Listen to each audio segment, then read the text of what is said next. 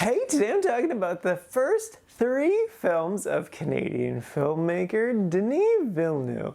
And the names of those 3 films are Polytechnique, Maelström, and August 32nd on Earth.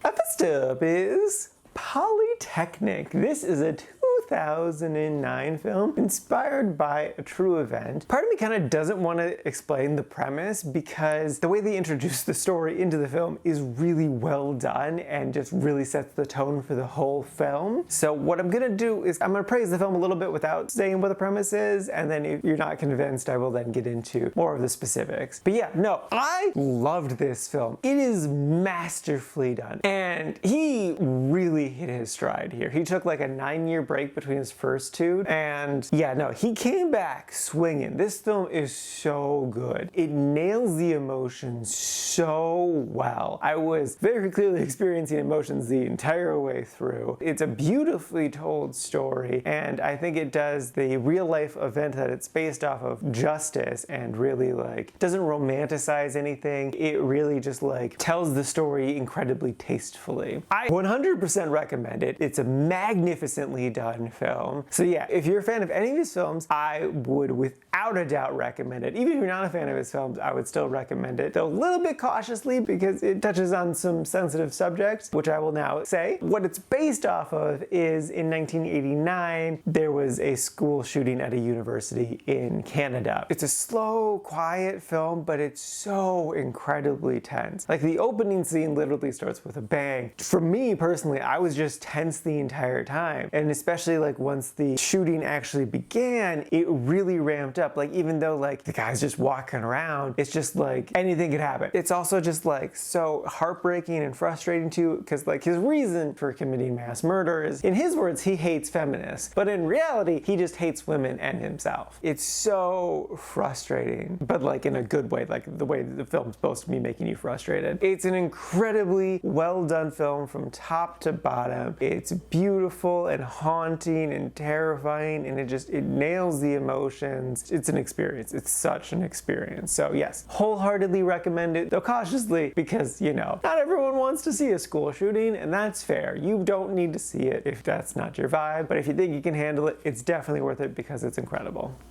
The next tip is Maelström. No idea if I said that right. This is a film from 2000. It is his second film. The basic premise is it's about this woman who gets an abortion and then she feels bad about it. And then some other stuff happens to her that's completely unrelated, but I would imagine it's supposed to serve as a metaphor for the abortion. But if that's the case, it's strange. The film is narrated by a talking fish, which I liked that aspect. He did provide some nice commentary at times. And this is strangely a comedy, which felt weird and out of place. I do think there's layers to this film, but I don't really truly understand those layers, exactly what he was going for, because like ideas of what I think he was going for, I don't really like. I think the main woman did a good job. The premise isn't awful. I just don't get the film, what its point is. I do think its plot points are interesting, and I can understand why Denis was disappointed in how this turned out. Would I recommend it? I think if you're a big fan of Denis and you just want to see his roots, it's not a bad watch. Maybe you can get more out of it than I did. But if you're not really that huge into the director, I think it's okay to skip. It's a fine film to skip. It's interesting, but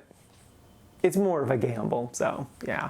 And lastly is August 32nd on Earth. This is a 1999 film, and I was assuming with the title that this was like some kind of sci-fi film or something. As far as I can tell, it's not. I don't really get why it's named that. Like, they do several dates on screen. It goes from like August 32nd to like August 36th. And it might be supposed to be like a metaphor about how time has changed after this accident happens to this woman, but I don't really get it. If you do, please tell me, because I would love to know. I tried looking around and I couldn't figure it out. This film was fine. Basically, this model gets into an accident and then she kind of like reevaluates her life and wants to have a child. So she talks to her best friend about maybe having a child, and they go on like a little adventure, and the adventure's kind of weird. And again, I don't think I really got what it was going for. Like, there's definitely layers to this film, but they're layers that I don't understand. And like, I tried to look at it from a few different ways, and I can't really piece it together. There's definitely metaphors, for sure, without a doubt. But like, what are they?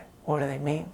I don't know. And like, it's definitely a slow, quiet film, and I like slow, quiet films. I can enjoy a good slow, quiet film. The first film I talked about today was a slow, quiet film that I crazy loved. But here, it didn't work for me. That could have been just a me on the day thing, but I just wanted more dialogue, more anything to happen, instead of just being so slow and quiet. I still liked it though. I still put it in the liked category, but it was a little borderline. Would I recommend it? Again, only if you're a big fan of Denis and you want to see his early work, to see how he evolved as a filmmaker over time. Because it is interesting, but if you're not a big film nerd, I don't think this is gonna scratch any itch for you. So yeah, only recommend it in certain cases. Alrighty, now for today's rankings. First up, we got Polytechnique sitting at number 1 in the really like section. I wasn't kidding. It struck a chord with me and I loved it so much. Loved it so much. And then after that is Maelström, sitting at number 42 in the liked section. And then right after that is August 32nd on Earth, sitting at number 43, also in the liked section. And this is have a total of 51 old movies so far this year.